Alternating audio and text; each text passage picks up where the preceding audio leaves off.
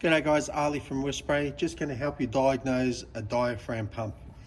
This is a Wagner SF23 Pro. It's no different to any other diaphragm pump. Down here you have a hydraulic housing full of hydraulic oil. Up here you have your paint head. On the side of this one we have our outlet valve. Not visible on shot, but I'll move the camera around in a sec. That's our outlet valve, and up here is our inlet valve. Now if your machine, we're going to give you examples, is not building up pressure, most likely fault is your inlet valve.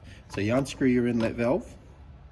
This is what it looks like, or similar to this, and right inside your inlet valve you'll have a valve that you can open and close like that. Now if you look through there, you might be able to see something stuck in there, so it's a matter of picking it out or disassembling it and trying to get whatever is stopping it. So that's if it's not building pressure. Now if your machine is building pressure slowly or drops pressure very fast when you pull the trigger and then comes back up very slowly, then it's your outlet valve.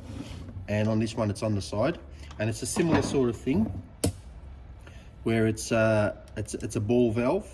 And what will be happening here as well is you'll have something stuck inside the seat. These can be you can take the retainers out and then strip them, same as the inlet valves, and that will usually solve most problems. So if it's not building pressure, inlet valve. If it's not maintaining pressure or dropping pressure fast, it's your outlet valve. Now once you've got these off, it's always really good practice just to test the hydraulic section to make sure that the diaphragm and everything is working well. By what you do is you turn your pressure controller all the way down to 0, and that's just over here on this one. So turn it down all the way and you switch on your machine. Now that will give you, with your inlet valve out, you should be able to see the top of your diaphragm, which is in there. With that off, you switch on your machine and well, this is not connected, but you should be able to feel the diaphragm moving more and more as you turn your pressure up and less as you turn your pressure down.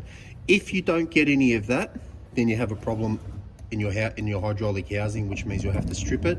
An oil leak will do that. If this has been leaking oil, and you should be able to see it on the frame, then you won't be able to build hydraulic pressure. Another thing is, if your inlet valve is good, if your outlet valve looks good, and if your diaphragm is also good, then it's very, very likely that you have an injected head on your outlet side.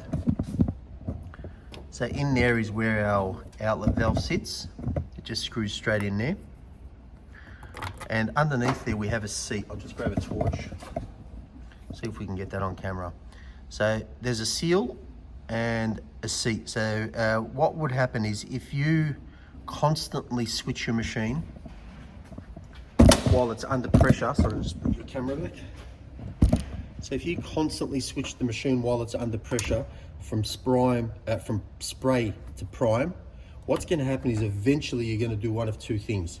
You're either going to inject the diaphragm, which is going to make it leak and lose pressure, or you're going to inject the head in there. So if you have a good inlet valve, if you have a good outlet valve, and if your diaphragm is good, always go back and check inside there. And you'll be able, if you find a crack or a pressure injection, then you know that that head is no good and needs replacing. Hopefully this gets you out of trouble.